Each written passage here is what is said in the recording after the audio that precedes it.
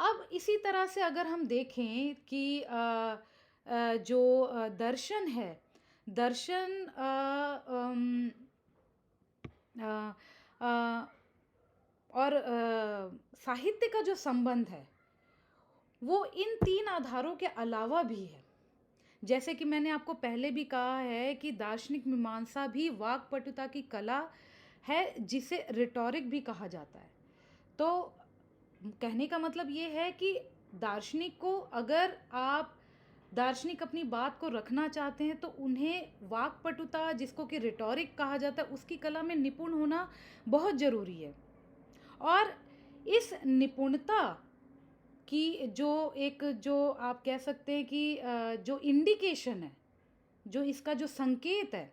वो साहित्य की तरफ है कि साहित्य के द्वारा ही इसकी निपुणता को संभव बनाया जा सकता है। मैंने पढ़ा है बहुत सारे जो दार्शनिक हैं, वो साहित्य की इम्पोर्टेंस को नहीं समझते। वो शायद इस बात को सोचते हैं कि साहित्य के द्वारा दर्शन के गूढ़ जो प्रश्न है, उसका उत्तर नहीं दिया जा सकता। लेकिन वो इस चीज़ को डिनाई भी नहीं कर सकते कि रिटोरिकल जो लैंग्वेज है, जो एक जो वाक्पटुता है, उसका प्रयोग जो है उसको, उसकी जो इम्पोर्टेंस है, उसको वो कभी भी नकारते नहीं हैं। चाहे आप प्लेटो को ले लीजिए, चाहे आप किरकेगार्ड को ले लीजिए, चाहे आप नीत्शे को ले लीजिए। ये सारे ऐसे दार्शनिक हुए हैं और ऐसे फिलोसोफर हुए हैं जिन्होंने साहित्य को तो कहीं न कहीं कम आंका है, लेकिन वो रिटॉरिक की इम्पोर्टेंस को, रिटॉरिक की वैल्यू को कभी भी नेग्लेक्ट नहीं करते, कभी भी डिनाई नहीं करते। और यही रीज़न है कि एजे अय्यर, जो कि बहुत ही बड़े इमोटिविस्ट फिलोसोफर थिंकर हुए, उन्होंने कहा है कि अ मेटाफिजिशियन इज़ अ मिसप्लेस्ड पोएट। कि जो एक मेटाफिजिशियन है, जो कि एक दार्शनिक है, वो क्या है, वो एक मिसप्लेस्ड पोएट है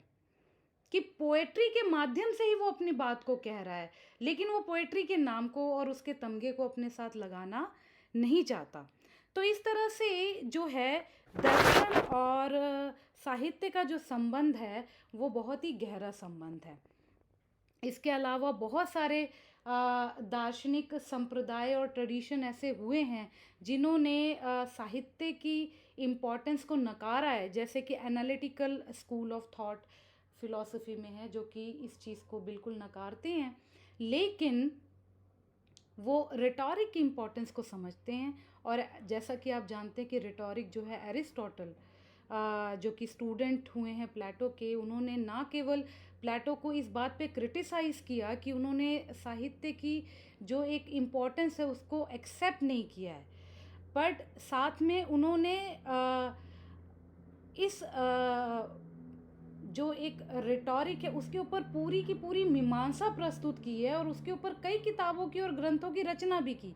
क्योंकि एरिस्टोटल जो थे वो भाषा की शक्ति को समझ रहे थे और वो एक पहले दार्शनिक हुए हैं जिन्होंने रिटॉरिक के ऊपर, वाक्पटुता के ऊपर और कैसे अपनी भाषा को कलात्मक ढंग से, परसुएसिव ढंग से सामने रखा जाए, इसके ऊपर पूरे ग्रंथ की और रूल्स रेगुलेशन की रचना भी की है। तो उसको आप कभी भी जो है आ, हटा नहीं सकते, उसकी वैल्यू को आप, बहुत सारे दार्शनिकों ने उसकी वैल्यू को समझा और उन्होंने उसकी भी अलग तरीके से मीमांसा हमारे सामने प्रस्तुत की है। इसके अलावा आपको पता ही है, दूसरा एक ग्रुप है दार्शनिकों का जिसको कि इंटरप्रिटेटिव ट्रेडिशन की कैटेगरी में रखा जाता है। उन्होंने इस बात को माना है कि दर्शन में जो है उसकी जो गूढ़ता है, उसकी जो जटिलता है, वो साहित्यिक भाषा से ही बहुत सरल ढंग से अभिव्यक्त की जा सकती है। तो यहाँ पे आप कह सकते हैं कि दर्शन के क्षेत्र में और साहित्य के क्षेत्र में भी दो तरह की विचारधाराएं हमारे सामने हैं। पहली विचारधारा जो कि दर्शन में साहित्य के पुट को नकारते तो है पर रिटॉरिक को एक्सेप्ट करते हैं। दूसरी एक विचारधारा ये कहती है कि दर्शन जो है उसकी जो एक गहरी जो कठिन जो एक भाषा है, जो एक उसकी क्लिष्टता है, उसको सिर्फ और सिर्फ साहित्य के माध्यम से ही सरल किया जा सकता है और सरल शब्दों में हमारे सामने अभिव्यक्त किया जा सकता है। तो यहाँ पे आप देखेंगे कि जब हम दर्शन और साहित्य की बात करते हैं तो हमने जो सबसे मुख्य जो बिंदु है इन दोनों की, जो एक अंतः संबंध है और कैसे जो पश्चिमी आंदोलन हुए हैं, चाहे वो मार्क्सिस्ट हो, चाहे अस्तित्ववादी हो, चाहे वो आधुनिक काल का आंदोलन हो या वो फेमिनिस्ट आंदोलन हो, उन्होंने किसी ना किसी तरह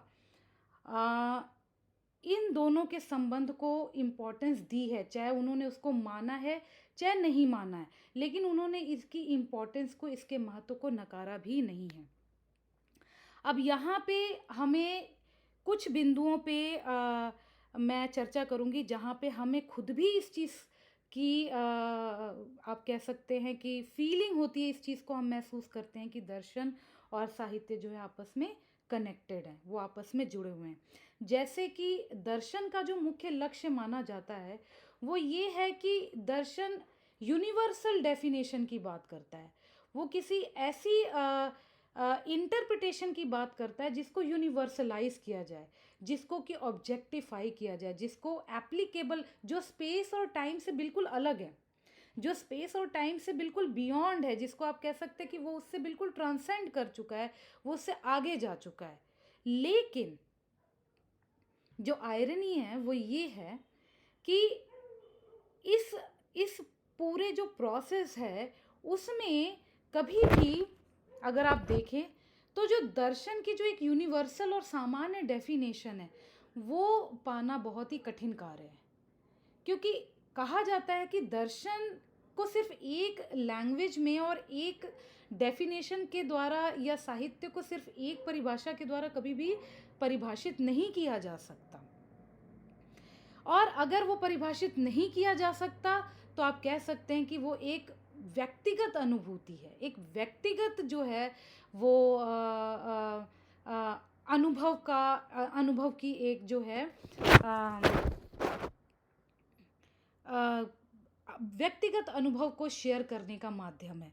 तो यहाँ पे जो है आप कह सकते हैं कि दर्शन जिसका मुख्य लक्ष्य जो है वो यूनिवर्सल एक्सेप्टेंस को प्रमोट करना है। At the end of the day वो इंडिविजुअलिस्टिक एक्सपीरियंस को ही इम्पोर्टेंस देता है और इंडिविजुअलिस्टिक एक्सपीरियंस को ही वो वैल्यू दे के अपने आप को एक्सप्रेस करने की कोशिश करता है। और यही वजह है कि दर्शन की सिर्फ एक परिभाषा नहीं है, अनेक परिभाषाएं दी जा सकती हैं। जितने भी दर्शन के आंदोलन हुए, जितने भी दर्शन के स्कूल्स हुए, उन्होंने डिफरेंट तरीके से, अलग अलग तरीके से दर्शन को परिभाषित करने की कोशिश की है और दर्शन को अलग अलग तरीके से हमारे सामने उसके अलग अलग पक्षों को और अलग अलग पहलुओं को हमारे सामने उजागर करने की कोशिश की है। तो इस तरह से जो दर्शन है, जो एक इंडिविजुअलिस्टिक अभिव्यक्ति है, वो एक साहित्यिक अभिव्यक्ति है, राइट। तो साहित्यिक अभिव्यक्ति और दर्शन का यहाँ पे कहीं ना कहीं, क्योंकि साहित्य एक्सपीरियंस की बात करता है, इमोशन की बात करता है, जो कि एक व्यक्तिगत अनुभूति है, और दर्शन जहाँ पे यूनिवर्स, सामान्य की बात करता है, यूनिवर्सल की बात करता है, वो कहीं ना कहीं इस व्यक्तिगत अनुभूति से बंधा हुआ है। दर्शन के लिए बार बार ये कहा जाता है कि वो हाईली आर्ग्यूमेंटेटिव और रैशनल और बौद्धिक विषय है। फिर भी साहित्य की किसी तरह इसका परसुएसिव एस्पेक्ट जो है उसको नकार नहीं सकते आप। तो दर्शन चाहे कितना भी बौद्धिक हो, चाहे दर्शन में जितना भी बौद्धिकता का पुट हो, लेकिन उस बौद्धिकता को अभिव्यक्त करने के लिए आप साहित्यिक जो एक स्किल है,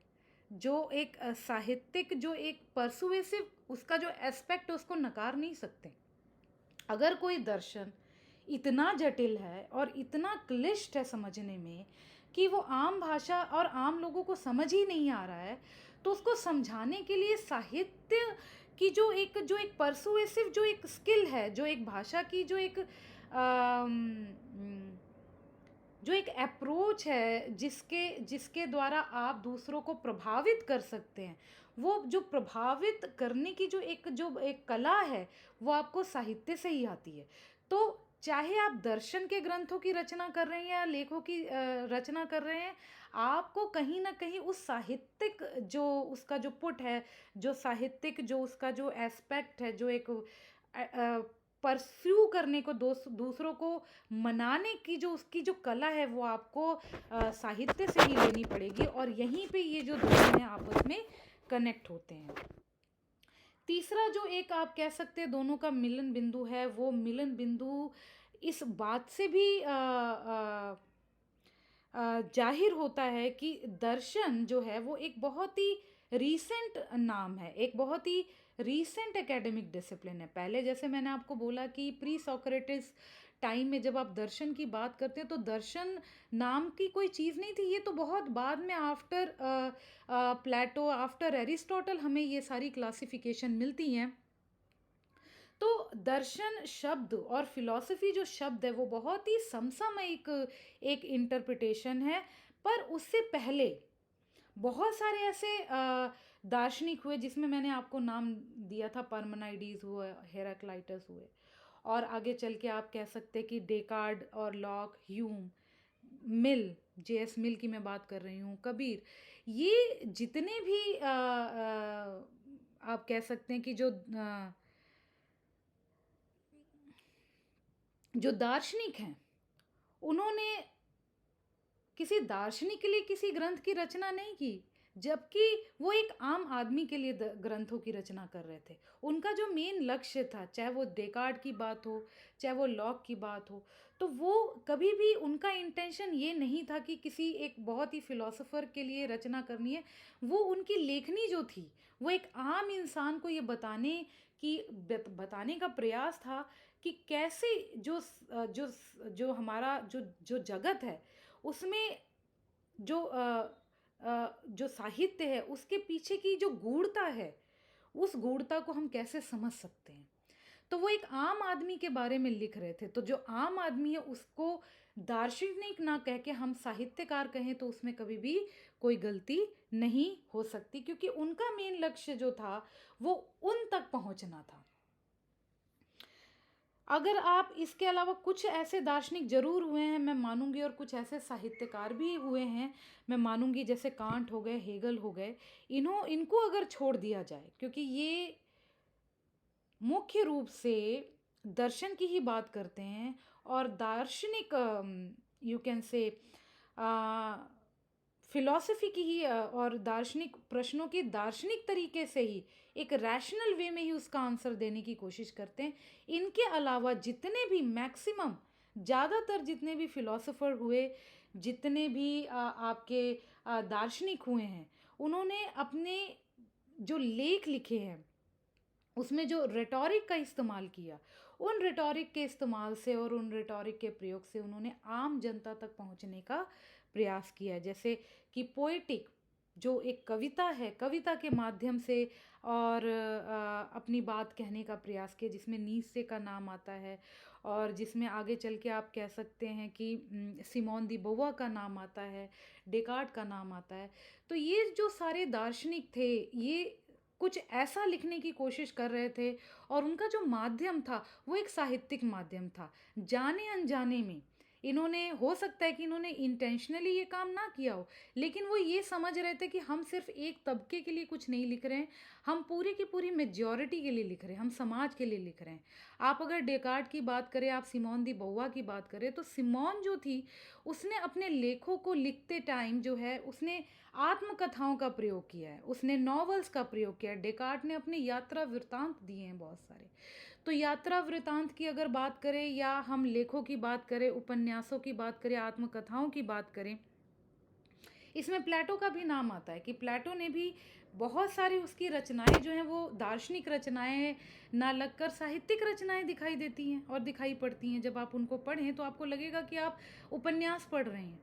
तो ये जो चीज़ें थी, इनके माध्यम से वो अपने दर्शन को अभिव्यक्त कर रहे हैं, अपनी बात को कहने की कोशिश कर रहे हैं, आम जनता तक पहुंचाने की कोशिश कर रहे हैं। तो यहाँ पे आप वो कनेक्शन देख सकते हैं,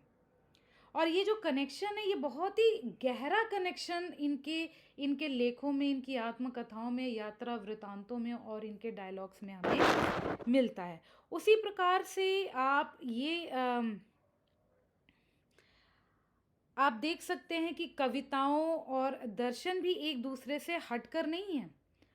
जैसे कि आप अगर उपन्यास की बात करें और आत्मकथाओं की बात करें, और ये जो फिलोसोफर थे इन्होंने इसके बारे में बात की। भगवत गीता का आप उदाहरण ले सकते हैं, या पुराणों की अगर हम बात करें, या हमारे यहाँ पे जितने भी धर्म ग्रंथ लिखे गए, इन सब की जो एक भाषा थी वो बड़ी ही कविता वाली भाषा का प्रयोग किया। गद्य में पद्य में इन्होंने अपने विचारों को अभिव्यक्त किया। तो ये दार्शनिक ग्रंथ हैं। अगर आप भगवत गीता की बात करें तो ये एक दार्शनिक ग्रंथ है। अगर आप महाभारत की भी बात करें तो कुछ हद तक वो एक दार्शनिक ग्रंथ है, या उपनिषद वेद दार्शनिक ग्रंथ माने जाते हैं। लेकिन जो इनकी लेखनी है, जो इनकी विचार अभिव्यक्ति का माध्यम है, वो सारा का सारा माध्यम जो है वो एक साहित्यिक माध्यम है, एक गद्य का माध्यम है, एक पद्य का माध्यम है। इसी प्रकार से अगर आप ग्रीक फिलोसोफर्स में परमानाइडीज को देखें तो उसने एक जो उसकी जो एक दार्शनिक ग्रंथों जो दार्शनिक ग्रंथ हमारे को मिलते हैं वो सारे के सारे जो है वो प्रोज की फॉर्म में मिलते हैं। On nature is very famous book written by Parmenides, in which he has expressed himself with the help of proses, with the help of poetry. Or we have the example of Heraclitus. Heraclitus has written all his philosophy in poetry. और Heraclitus ने अपनी सारी की सारी जो एक philosophy थी उसको कविता के माध्यम से कहने की कोशिश की। तो ये जो आप कह सकते हैं कि जो एक साहित्य है, और जो ये एक आप कहेंगे कि जो एक साहित्य की अभिव्यक्ति का माध्यम इन लोगों ने चुना है, चाहे वो डायरेक्ट चुना या इनडायरेक्ट माध्यम चुना, वो सॉरी जो दर्शन की अभिव्यक्ति का माध्यम इन लोगों ने चुना वो एक साहित्यिक माध्यम था, और साहित्यिक विधियों का इन्होंने प्रयोग किया। और हमारे यहाँ पे तो ये बहुत ही कॉमन है, ये बहुत ही सामान्य है कि साहित्य के माध्यम से हम दार्शनिक विचारों को और दार्शनिक सिद्धांतों को स्थापित करने की कोशिश करते हैं। अब इसके बाद अगर आप इन सारी अभी तक की जो विवेचनाओं को अगर आप देखें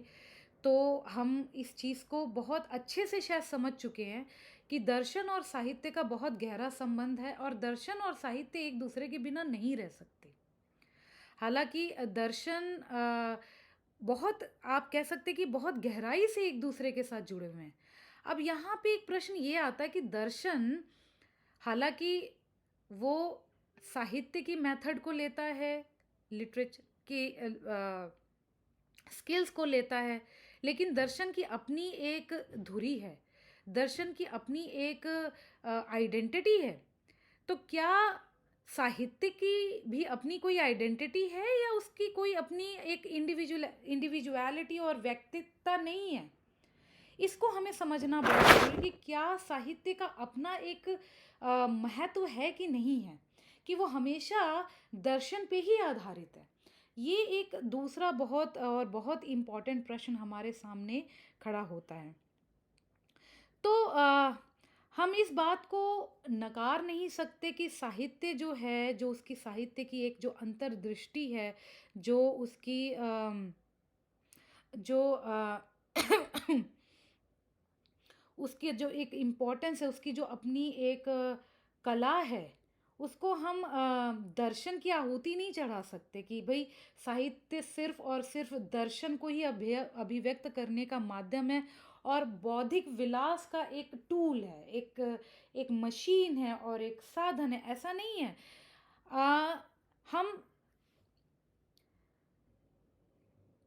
हम सदा ये नहीं कह सकते कि हमें सत्य की खोज ही करना है या हम भाषा को स्पष्ट करना चाहते हैं। तो ये हमेशा जरूरी नहीं है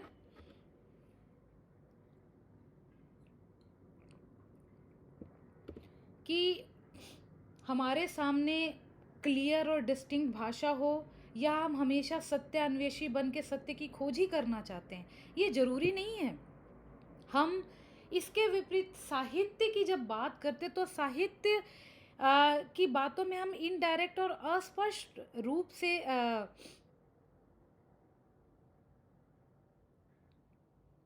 इसके विपरीत हम साहित्य में इसके विपरीत हम साहित्य की बातों में अस्पष्टता और इनडायरेक्टेडनेस को, मतलब अपरोक्ष जो एक तरीका है, उसकी इम्पोर्टेंस को और आप कह सकते हैं उसकी जो एक महत्ता है, उसको हम बहुत ज़्यादा वैल्यू देते हैं। ज़रूरी नहीं है कि हम सारी ही चीज़ें स्ट्रेट फॉरवर्ड तरीके से बोलें और सारी ही चीज़ों जो हैं वो क्लियर तरीके से बोलें। साहित्य की अपनी खूबसूरती उसकी गहराई में है। साहित्य, क्योंकि साहित्य जो है वो अपने अंदर संवेगों को लिए हुए है, और संवेग को और इमोशंस को कभी भी एक ही भाषा में और एक ही लाइन में नहीं समझाया जा सकता। तो मिस्टिसिज्म जो है, जिसको कि हम रहस्यात्मकता कहते हैं, वो साहित्य की कमी नहीं है, साहित्य की अपनी खूबसूरती है। और ये जो माध्यम है, जो साहित्यिक माध्यम है, इसी के माध्यम से जो है हम आप कह सकते हैं कि मनुष्य के संवेगों को अभिव्यक्त कर सकते हैं, और मनुष्य के अंदर जो मुख्य रूप से आप कह सकते हैं कि उसकी जो एक सोच है, जो इमोशन से कनेक्टेड सोच है, उसकी अभिव्यक्ति जो है साहित्य के माध्यम से ही हो सकती है। और वो जो अभिव्यक्ति है कभी एक नहीं हो सकती है, उसके अनेक प्रकार हैं। और वो अनेक प्रकार जो हैं वो उसकी जटिलता को नहीं प्रदर्शित करती हैं, उसकी विविधता को, उसकी रिचनेस को प्रदर्शित करता है। तो साहित्य जो है अपनी तरह से उसका अपना एक तरीका है दार्शनिक प्रश्नों के उत्तर देने का, दार्शनिक प्रश्नों की मीमांसा करने का, या वो अपने तरीके से ही मैं कहूँगी दार्शनिक प्रश्नों को डील करता है। तो ये ज़रूरी नहीं है कि अगर आप साहित्य की बात करते, साहित्य का स्थान नीचे है क्योंकि वो इमोशन से और ह्यूमन इमोशन से कनेक्टेड है, और दर्शन का जो स्थान है वो ऊपर है क्योंकि वो उसके बौद्धिक पक्ष से मनुष्य के कनेक्टेड है। दोनों ही बहुत इम्पॉर्टेंट हैं, लेकिन साहित्य अपने तरीके से भी दार्शनिक प्रश्नों की विवेचना करता है, जैसे, और दार्शनिक प्रश्नों की जो एक आप कह सकते हो मीमांसा करने की एक कैपेसिटी रखता है और एक ताकत रखता है। जैसे अगर मैं कहूँ मैं कौन हूँ, तो मैं कौन हूँ, या जब हम अपने अस्तित्व की बात करते हैं और अपने आप की बात करते हैं, तो हो सकता है कि शंकराचार्य उसको अलग तरीके से उसका उत्तर दें,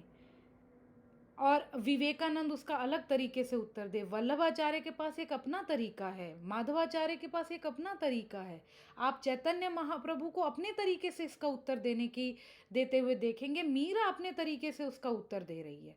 तो ये एक जो प्रश्न है, या अगर हम जगत की बात करते हैं,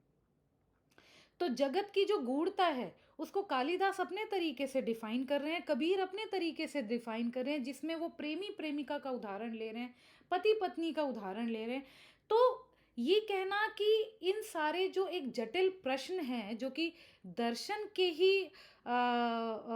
फाउंडेशन माने गए हैं, वो साहित्य में उनका जो है उनकी मीमांसा नहीं है। साहित्य में भी उनके बारे में बात की जाती है। साहित्य का अपना तरीका है, और बड़ा ही आप कह सकते हैं बड़े ही सुंदर तरीके से और बहुत ही कलात्मक तरीके से, जिसको आप एस्थेटिक्स कहते हैं, कलात्मक तरीके से वो उसकी अभिव्यक्ति करता है और कलात्मक तरीके से उसका आंसर देने का प्रयास करता है। उसी प्रकार से जब आप अधिकारों की बात करते हैं, जब आप स्वतंत्रता की बात करते हैं, जब आप विश्वास की बात करते हैं, हिंसा की बात करते हैं, मनुष्य से रिलेटेड इमोशंस की बात करते हैं, तो साहित्य की और दर्शन की अपने ही तरीके की इसकी समझ है। आप ये नहीं कह सकते कि ये सारे जो विषय हैं, हालांकि ये दार्शनिक विषय हैं और दर्शन में इनका बहुत ही ज़्यादा वर्चस्व है, दर्शन में इसकी गूढ़ मीमांसा की जाती है, बहुत ही चर्चा इसके ऊपर किया जाता है, पर साहित्य अपने तरीके से इसकी मीमांसा करता है। साहित्य अपने तरीके से इन बातों को और इन सारे विषयों को प्रभावित तरीके से और इम्प्रेसिव तरीके से और प्रभावपूर्ण तरीके से इसको डील करने की कोशिश करता है। उसी तरह हम कह सकते हैं कि हर संस्कृति का अपना एक दार्शनिक आधार होता है। आप किसी भी कल्चर की बात करें, चाहे वो भारतीय कल्चर है, चाहे वेस्टर्न कल्चर है, उन सभी का एक दार्शनिक आधार है। बिना दर्शन के कोई समाज नहीं है, बिना दर्शन के कोई स्टेट नहीं है। अगर आप अमेरिका को समझना चाहते हैं तो आप उसकी प्रैग्मेटिक फिलॉसफी से उसको समझ सकते हैं। आप अगर इंडिया को समझना चाहते हैं तो आप हमारी स्पिरिचुअलिटी, जो एक जो स्पिरिचुअल एस्पेक्ट है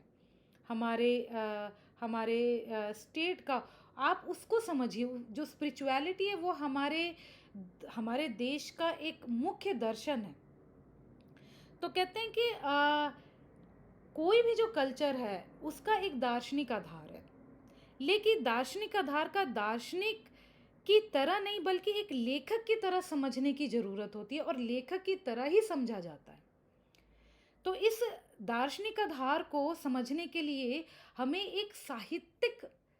लेखनी की ज़रूरत है, ना कि रूखे तर्क वितर्क की और आर्ग्यूमेंट की। तो उस आधार को, वो जो कि समाज के और मनुष्य का आधार माना जाता है, उस आधार को भी दार्शनिक, और आप कह सकते हैं उस दार्शनिक आधार को भी समझने के लिए साहित्यिक क्या बोलते हैं, लेखनी की और साहित्यिक समझ की ज़रूरत है। कहने का अर्थ ये है कि उस आधार को आप दार्शनिक तरीके से ही नहीं लोगों को समझा सकते। उस आधार को समझाने के लिए भी आपको साहित्य का सहारा लेना पड़ेगा। तो इस तरह से मैं ये कह सकती हूँ कि दर्शन जो है सामान्यतः तर्क प्रधान होने की वजह से उसका जो एक, आप कह सकते हैं, दायरा जो है हमें बड़ा ही सीमित दिखता है। जहाँ पे दर्शन नहीं पहुँच सकता वहाँ पे साहित्य पहुँचता है, और इसीलिए कहा भी जाता है कि जहाँ न पहुँचे रवि वहाँ पहुँचे कवि। तो कहने का अर्थ क्या है कि दर्शन कई परिस्थितियों में पूरी तरह से अपने आप को बैठा नहीं पाता, अपने आप को फिक्स नहीं कर पाता, जबकि जो साहित्य है अपनी फ्लेक्सिबल नेचर की वजह से, अपने नॉन रिजिड नेचर की वजह से हर चीज़ को, चाहे वो दार्शनिक समस्याएं हो, चाहे वो सामाजिक समस्याएं हो, चाहे वो व्यक्तिगत समस्याएं हो, वो अपने अंदर उसको समाहित कर लेता है और उसकी बहुत ही सुंदर और सरल भाषा में विवेचना करने की कैपेसिटी रखता है। यहाँ पे मैं मार्था नुसबॉम की एक लेख को कोट करना बहुत ही ज़रूरी समझूंगी, जहाँ पे उन्होंने कहा है कि साहित्य नैतिक समस्याओं और हर प्रकार की समस्याओं को डील करने का सबसे उत्तम माध्यम है और सर्वोत्तम माध्यम है। तो साहित्य, इस तरह से आप कह सकते हैं कि साहित्य जो है आ, वो एक ऐसा सरल माध्यम है जिससे कि दार्शनिक समस्याओं को और अनेक प्रकार की और विषयों को बहुत ही सरलता से समझा जा सकता है। साहित्य की अपनी ही बहुत महत्ता है, साहित्य की अपनी ही बहुत इम्पोर्टेंस है, जिसको कि कभी भी नकारा नहीं जा सकता, और जिसके लिए दर्शन की जो एक वैल्यू है, वो वैल्यू जो है वो अपनी ही जगह जो है बहुत ही सीमित है। दर्शन के बिना भी साहित्य जो है अपने आप को पूर्ण रूप से एक्सप्रेस करने की पावर रखता है। इस प्रकार से हम कह सकते हैं कि दर्शन जो है, जो कि एक विधि प्रधान सब्जेक्ट है, और मैं तो दर्शन को सब्जेक्ट ही नहीं मानती, क्योंकि दर्शन का अपना जो एक सब्जेक्ट मैटर है। दर्शन जब किसी चीज़ की चर्चा करता है तो उसका अपना कोई सब्जेक्ट मैटर ही नहीं, वो अपना सब्जेक्ट मैटर ही डे टू डे लाइफ से ले रहा है। उसके जितनी भी सब्जेक्ट मैटर है और जिस पे वो चिंतन मनन करता है, वो जीवन, प्रकृति और मनुष्य है, वो सब्जेक्ट मैटर जो है वो साहित्य के सब्जेक्ट मैटर है। तो दर्शन कहीं ना कहीं इस तरह से हर चीज़ के लिए, चाहे उसकी थ्योरीज हों, चाहे उसकी अपनी एक प्रैक्टिकल इम्प्लीकेशन है, उसको देखने के लिए वो साहित्य पे निर्भर हैं। आप मार्क्सवाद का एग्जाम्पल ले सकते हैं, आप फेमिनिज्म का एग्जाम्पल ले सकते हैं, साइको एनालिस्ट का एग्जाम्पल ले सकते हैं, छायावाद, अस्तित्ववाद, फॉर्मलिस्ट, इम्प्रेशनिस्ट, जितने भी दार्शनिक सिद्धांत हमारे सामने हैं, जितनी भी दार्शनिक थ्योरी हैं, कहीं ना कहीं इन सिद्धांतों की जो एक महत्ता है वो तभी है जब वो रियल लाइफ में चरितार्थ हुए, और साहित्यकारों ने और साहित्य ने जब उसे अडॉप्ट किया और जब उन्होंने उसको सरल भाषा में लोगों तक पहुंचाने का काम किया। नहीं तो ये सारे के सारे जो इतने बड़े बड़े दार्शनिक आंदोलन हुए और जो इतने बड़े बड़े आपको ये दार्शनिक विचार दिखाई देते हैं, ये विचार तभी जन मन के दिमाग में आए तब जब साहित्य ने उसे अडॉप्ट किया और साहित्य ने उसको अपने अपने अपने अपने लेखनी में उसका प्रयोग करना शुरू किया। अदरवाइज आप कहेंगे कि ये दार्शनिक विचार कुछ लोगों तक ही सीमित थे, लेकिन क्योंकि ये साहित्य से जुड़ गए, तो साहित्य ने जो है इनको बहुत ही सरल भाषा में, बहुत ही सुंदर भाषा में लोगों तक पहुंचाने का काम किया और लोगों तक इस चीज़ को बढ़ाया। तो इस तरह से मैं ये कहना चाहूँगी कि जो साहित्य है वो एक ना सिर्फ मनोरंजन का साधन है और मनुष्य के संवेगों की अभिव्यक्ति है, पर वो एक बहुत ही एक ऐसा माध्यम है जिससे ना केवल दर्शन को समझा जा सकता है बहुत ही सरल भाषा में, बल्कि दर्शन और दर्शन से रिलेटेड जितने भी गूढ़ विषय हैं, जितने भी दर्शन से रिलेटेड